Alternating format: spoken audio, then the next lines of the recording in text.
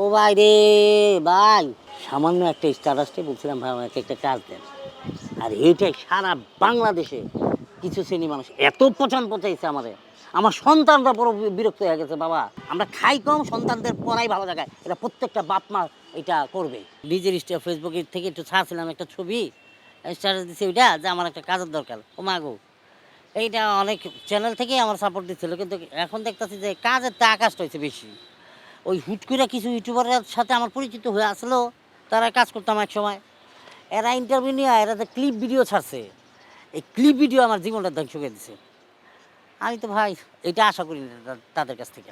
কাজ কাজ করতে যাইয়া খালি নিজের আইডির থেকে একটু ফেসবুকে একটা ছবি ছাড়ছিলাম, ছবিটাদের মধ্যে যেটা লিখছি যে ভাই মধ্যবিত্ত ভেবে একদম নিম্ন আয়ের আর্টিস্ট হয়ে গেছি দেখা, ছোটো হয়ে গেছি দেখা, আমাকে কেউ ওইটার কাজে ডাকতেছে না। ও ভাই ধরেন যে জানলার ফাঁকতে ছায়া রয়েছে, যদি কেউ আমার একটা কাজের সন্ধানে ডাক দেয়, এইটুকুই একটা ছাড়ছিলাম ভাই।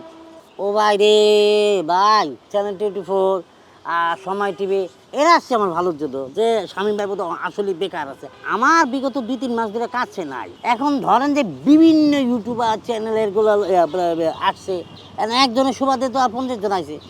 আমি বলছি যে ভাই ঈদ সিজন, আমার কাজ নাই, আমাকে একটু কাজ দেন। কাজটা দিলে হয় কি, আমার কাজ হইলে যে আমার একটু সাপোর্ট হইলো, আর্থিক সাপোর্ট হইলো, ফ্যামিলির একটা সাপোর্ট হইলো, আমি মোটামুটি আমি চলতে পারবো, চলাফেরা করতে পারবো। সব বছরে সব রোজার মধ্যে সব মানে আমি 20-22 দিন কাজ করছি, আজকে এই রোজা একটা দিনও কাজ করি না। তা আমি একটা শিল্পী, আমার ভিতরে তো মনুষ্যত্ববোধ আছে, আমার ভিতরে তো আছে, জিদ আছে, যে সবাই পাচ্ছে আমি কেন পাচ্ছি না। সবাই সব শ্রেণী আর্টিস্টরা কাজ করতে পারতেছে, আমি কেন পাচ্ছি না। আমি আমার ভিতরের ক্ষোভটা, তা আমার কথা হচ্ছে আমি সোশ্যাল মিডিয়াতে বলছি, আমি বলছি ভাই আমি কারোর কাছে বিকাশ নাম্বারও দিব না, কারোর কাছে আমি টাকাও চাই না। অভাব আমার ভিতরে কাজ করুক, আমি অভাব দেখাবো আমার আল্লাহকে, আমার স্বয়ং আমার রব আমার বুঝবে।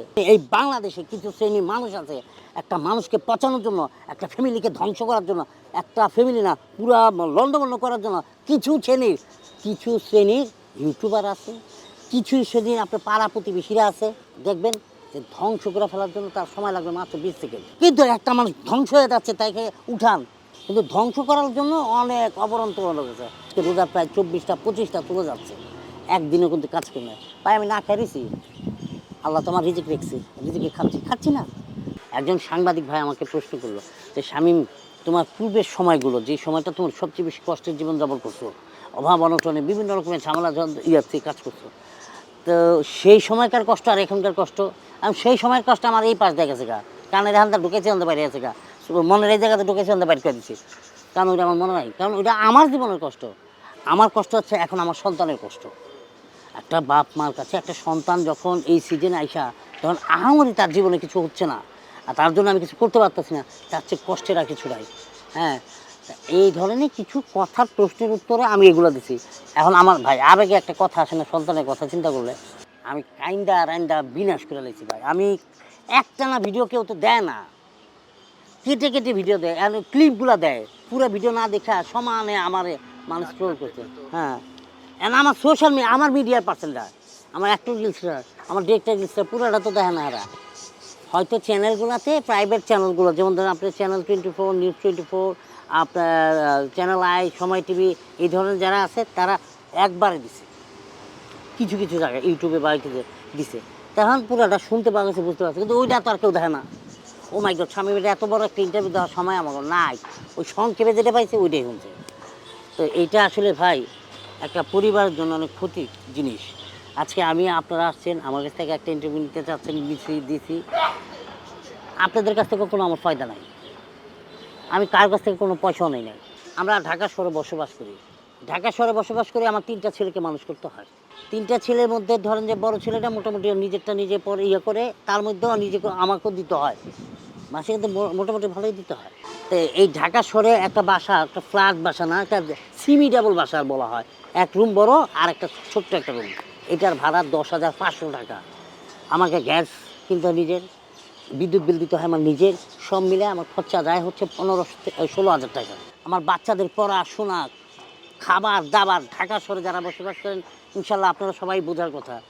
তো আমি যখন একটা অ্যামাউন্টের কথা বললাম ভাই, যে আমার মাসে প্রায় 70-80 হাজার টাকার খরচা আছে, আপনারা যারা আছেন হয়তো ধরেন যে ফ্যামিলির সদস্য ধরেন ৩ জন ৪ জন ফ্যামিলি বা কেউ না কেউ আপনাদের পাশে এসে সাপোর্ট দেবে, আপনার পরিবারের সদস্যরা আছে। এখন আমি তো হিসাবটা দিলাম কি দেখছেন ভাই, বাজার ঘাট কইরা খাই, আমি ভালো জায়গায় পড়াই আমার ছেলেদের, ভালো জায়গায় পড়াই, আমি আমার মতন মূর্খ বানাই নাই, আমি ভালো জায়গায় পড়াই, খাই কম পড়াই ভালো জায়গায়। আমি মরে গেলে আমার পোলারা যদি কিছু না করতে পারলো, না শিক্ষা শিক্ষিত হইতে পারলো, তখন তো স্বামীর করবে, স্বামীমের ছেলে বানাই দিয়ে গেছে মূর্খ, আলার প্রতি মূর্খ বানাই গেছে একটা মূর্খ, কোনো গ্রাজুয়েশন নাই, কোনো ইয়া নাই, সামান্য একটা স্টারাসে বলছিলাম ভাই আমাকে একটা কাজ দেন। আর এইটাই সারা বাংলাদেশে কিছু শ্রেণী মানুষ এত পচান পচাইছে আমারে, আমার সন্তানরা বড় বিরক্ত হয়ে গেছে। বাবা আমি বল বাবা আমি তো কিছু করি নাই বাবা, আমি খালি ৫-৭টা চ্যানেলে এটা বলছি যে অনেকগুলো চ্যানেলেই তো এটারে ধরো যে ৫-৪টা প্রাইভেট চ্যানেলে আমি বলছি, আর কিছু ইউটিউবাররা আসছিল তাদেরকে বলছে, এরা ক্লিপগুলো সাইডা দিয়ে আমার ১২টা বাজাইছে বাবা। আমি ক্ষতি চাই নাই বাবা, আমি চাইছি ভালো কিছু। আমার বড় ছেলে আমার প্রশ্ন করছে এইটু আগে, আমি কি ভাই কারো কইছি যে ভাই আমার এত কষ্ট লাগতেছে ভাই। অনেক ভাই বলে শামীম তো ভিক্ষা করতে কি চাকরি করতে পারতা, কি বলে ব্যবসা করতে পারতা, রিক্সা চালাতে পারতা। তা আমি তাদেরকে কথোপকথন একটা কথা কইছি আর কি, যে ভাই দেখেন আমরা তো শিল্পী, তো সব কাজ তো করা সম্ভব না আমাদের। ধরেন যে আমি যদি রিক্সা চালাই, আমার শিল্পীর বাণিজ্য চলে যাবে, কাঁচা মালের ব্যবসা করে সেটা শিল্পীর বাণিজ্য চলে যাবে। আমার পরিচিতি আছে ভাই, অনেকে অনেক রকমের কমেন্টস করে ভাই, দেখবেন আপনার এখানেও কমেন্টস আসবে যে যে তুই কী এমন হয়ে গেছো গা, যে তোর মতন শিল্পী রিক্সা চালাতে পারবি না, চাকরি করতে পারবি না, কাজ কাম করতে পারবি না। আমি ভাই কথোপকথন বলছি ভাই, আমার করতে ভাই অভাবে যখন পড়ছি, যখন আমার মিডিয়াতে কাজ থাকবে না, কাজ নাই, তা আমাকে তো ওগুলোই করতে হবে না। আমি তো কথার কথা বলছি, এখন আমি তো বলছি যে আমি শিল্পীকে নিয়ে বলছি। এখন আপনারা এইটাকে কি বললেন, আমি আমি জমিদারে পোলা গেছি, আমি রিক্সা চালাতে পারতাম না, আমি কাম করে খাইতে পারতাম না ভাই। চাকরি করতে গেলে ভাই আমার সর্বোচ্চ বেতন দিবে কত ভাই? ধরেন আপনি ১০,০০০, ১৫,০০০, ২০,০০০, ৫০ আর ১ লাখ টাকা তো আর দিবে না কেউ আমরা। তো দেখা গেলো ১২-১৬ ঘন্টা ওই অফিসে বসে রইলাম, এই ১৬ ঘন্টা যে অফিসটার মধ্যে বসে থাকবো বা কোনো কোম্পানি থেকে চাকরি করবো, এটা করার পর ওই কোম্পানি মাস শেষে ১৫,০০০ টাকা বা ১৫-২০,০০০ টাকা, ধরেন সর্বোচ্চ ২০,০০০ টাকা ধরলাম, আমার ঘর ভাড়া কি আমি কি বস্তিতে থাকবো ভাই? বস্তিতে মানুষই বসবাস করে, এইটাও নিয়ে আলোচনা হয়ে যাবে ভাই।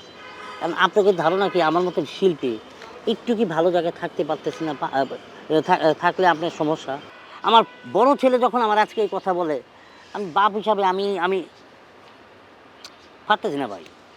আমার বলতেছে বাবা অতিরিক্ত হয়ে যাচ্ছে না, আমি তো বাবা অতিরিক্ত কিছু বলি নাই তো। এখন ক্লিপ ছাড়লে আমি কি করব বাবা? ধরো যে কাজ না থাকলে আমি কইতাম যে ভাই আমি কাজ না থাকলে তো শেষমেশ আমাকে ভিক্ষা করে খাইতে হবে। স্বামী এখন ভিক্ষা করে খায়, মা তো দেখেন স্বামী এখন ভিক্ষা করার পুরান পন্থা খুঁজে পাইছে। আমার মেয়ে অ্যাক্টর বা ডিরেক্টর তাদের ধারণা হচ্ছে ওই যে ক্লিপগুলো দেখে, স্বামী সেই হালাবতে নিয়ে কী কাম করবো। আসলেই তো তাই হচ্ছে, কাজ তো আর আসতেছে না, ঘটনা তো তাই ঘুরছে, আমাদেরকে কাজের জন্য ডাকতেছে না, বরঞ্চ আমার নিয়ে ট্রোল করার জন্য ডাকতেছে। হ্যাঁ, আপনি বলতেছেন যে দেখেন আমার একটা কিডনি নষ্ট হয়ে গেছে, আমার একটা কিডনি লাগাইতে হবে, আমাকে আল্লাহর হস্তে কোনো একটু সাহায্য করবেন, বা আমি এমুক হসপিটালে যাব, আপনার ওইখানে একটা বিকাশ নাম্বার দিব, আমার দেখবেন এই আমার একটু সাহায্য করবেন। এই যে কিডনি বা এই জিনিসটা আপনি আলাদা আলাদা করার পর দেখবেন একটা শব্দ তৈরি হয়েছে, কিছু কথা আপনাকে ওইখান থেকে নিয়ে আপনার ছবিটাকে এখানে বসাই দেওয়া, ওরা কেমনি করে না। তো ওইটা ধরেন যে আপনি চাইছেন কি প্রাণ ভিক্ষা, আমি সাহায্য চাচ্ছি আপনাদের কাছে, আমাকে বাঁচানোর একটা পন্থী দেখা দেন। তো সোশ্যাল মিডিয়ায় আমার বাঁচানোর কোনো পন্থী দেখাই দিল না। আমার ধরেন যে আমি কাউরে এখনও ইমোশনাল ব্ল্যাকমেল করতেছি না।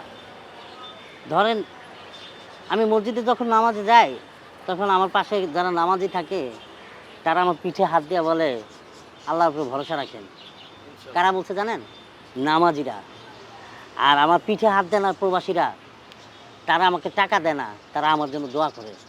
ওইটা ধরেন এক একটা দোয়া যদি আমি হিসাব করি, দাম দিয়া বাংলাদেশের অনেক সম্পদ কিনা যাবে, কারণ ওইটার দামই তো হয় না সম্পত্তি। একটা মানুষ যখন মানুষের জন্য দোয়া করে ওটা কোনো প্রশ্ন দিয়ে আমি না আমার নাটক করতে পারতেছি না ভাই। রোজার মধ্যে প্রত্যেকটা রোজার মধ্যে আমি 22 দিন 20 দিন কাজ করছি, 18 দিন 16 দিন কাজ করছি, আমি কখনো ওই বিষয় নিয়ে আলোচনা করি না। আজকে এই রোজার মধ্যে বিগত 3টা মাস আমি ঘরে বসা টুকিটাকি 1 দিন 2 দিন কাজ করছি, রোজার মাসটা একটা কাজ যদি করতাম, হারাম আল্লাহ। হেরা ওই ইয়ার মধ্যে আছে, হেরা তো জানে আমি অনেক কাজে ব্যস্ত। অনেকেই তো ফোন করে বিপদে ধন পড়ে না, তখন ওই যে ধরেন যে অ্যাসিস্ট্যান্ট ডিরেক্টর, প্রোডাকশন ম্যানেজার বা প্রোডাকশন বয়, ড্রাইভার আমরা প্রোডাকশন বয়টা এরিয়া হচ্ছে আমরা একই সেকশনের আমি ধরেন ধাপ করে এনে খাড়া করে দিল, কারণ ওর থেকে 3,000 টাকা বেঁচে গেল, 4,000 টাকা বেঁচে গেল। তো ওই মুহূর্তে আমার কথা তো তার মাথায় নাই। অনেক ডিরেক্টরের কাছে আমার নাম্বার নাই, অ্যাক্টর গিলছে আমার নাম আছে, নাম্বার আছে, হ্যাঁ, কিন্তু তারা ওইটা নিয়ে মাথায় ব্যথা নাই ভাই, আমার নিয়ে তাদের চিন্তার সময় নাই। এখন হচ্ছে নাটক হচ্ছে ভাই, ভালো গল্পের নাটক হচ্ছে। আমি তো দেখি বস ঘরে বসে থাকি, ভালো মানের নাটক হচ্ছে, ভালো গল্পের নাটক হচ্ছে। এখন ধরেন যে মানে ভালো বাজেটেরই হয়। এই ইউটিউব করতে যায় এখন থেকে আমার সর্বনাশ হয়েছে। আমি ইউটিউবে মনোযোগ দেওয়া ফেলছি, ইউটিউবে সময় দিয়ে ফেলছি। এখন ভাই আমার তো পেট আছে, আমার সংসার আছে, আমার তো আমার সংসার বাঁচাইতে হবে। আমার যেখান থেকে কাজ আসবে আমি সেখানে কাজ করবো ভাই। অবশ্য ভালো মন্দ যাচাই করে দেখতে হবে। আমি তো খারাপ কিছু করিও না এখন অব্দি।